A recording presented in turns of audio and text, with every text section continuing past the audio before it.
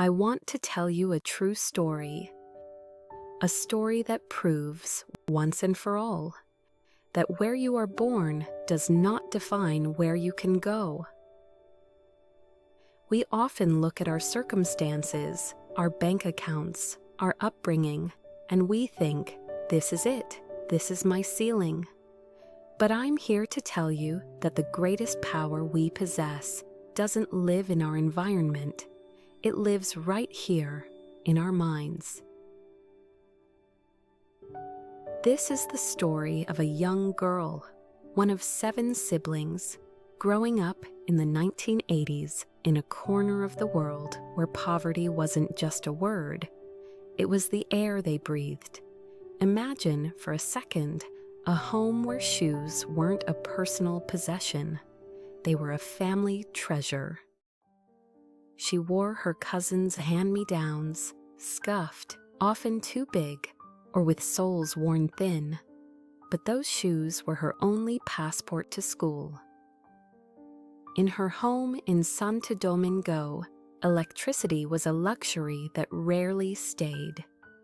When the sun went down, the world was swallowed by shadows.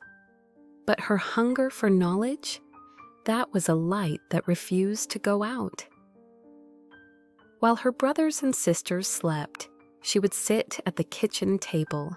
Her only companion was a small kerosene lamp. The black smoke would stain the ceiling, a silent witness to her long nights of study. The smell of fuel filled the air, clinging to her clothes, her hair, and her books. With soot-stained fingers, she turned those pages. She devoured every word, every math formula, every history lesson. People can be cruel when they don't understand your drive. They teased her for her old clothes and the smell of kerosene that followed her to class. They told her, "Be realistic. Dreaming is for the rich. Your destiny is already written." But inside her, there was a flame far brighter than that lamp, a conviction that they were all wrong. One day, in an old, weathered book, she found a poem by Walter D. Wintle. It became her mantra. If you think you are beaten, you are. If you think you dare not, you don't. If you'd like to win, but think you can't, it's almost a cinch you won't. If you think you'll lose, you're lost. For out in the world we find, success begins with a person's will. It's all in the state of mind. She memorized those words. She recited them in silence on her long walks to school. She realized that the heaviest chains aren't the ones made of poverty. They are the ones we forge in our own minds. She decided that no matter what, she was going to make it. She saved every single penny, no candy, no treats. She did odd jobs, focused on one goal, buying a typewriter. In those days, having a typewriter was like having a superpower. It meant professional work. It meant a future. Finally, she bought one. It was second-hand, heavy, and old. She spent hours practicing. The rhythmic click-clack of the keys blended with the sound of the crickets outside.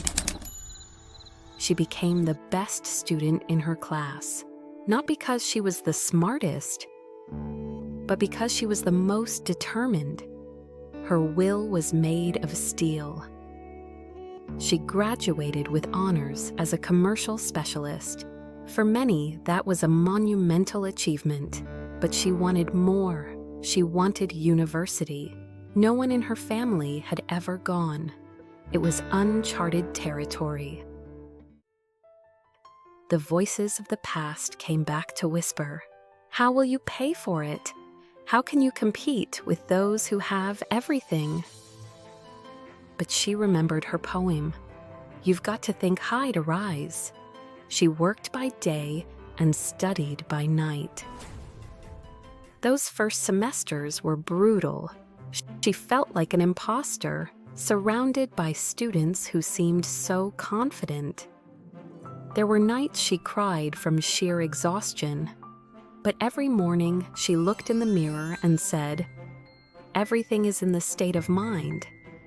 She stopped seeing herself as a victim and started seeing herself as the architect of her destiny. Her work ethic, forged under that kerosene lamp, was incomparable. She understood that her past wasn't a disadvantage. It was her greatest strength. And then, the moment that once felt like a fantasy finally arrived. She put on the cap and gown. She walked across that stage to receive her degree, college graduate. As she held that diploma, she didn't think about the hunger. She thought about the glow of the kerosene lamp. She thought about the sound of her typewriter. She thought about the words of the poet that taught her the most important lesson of all. This story isn't a fantasy. It is a real testimony. It teaches us that success is, first and foremost, a decision. The decision to believe in yourself when nobody else does. Your external reality is just a reflection of your internal state of mind. So I have to ask you, what is your kerosene lamp tonight? What is your typewriter? The change you want is a daily battle fought in your mind. But it is a battle you can win. Start today. Look at your challenges as stairs. Define your goal. And don't let anyone convince you otherwise. Because in the end, the only person who needs to believe you can is you. Everything, absolutely everything, is in the state of mind. Thank you for listening. If this story inspired you, please share it with someone who needs to hear it. And don't forget to subscribe for more content like this. Until next time.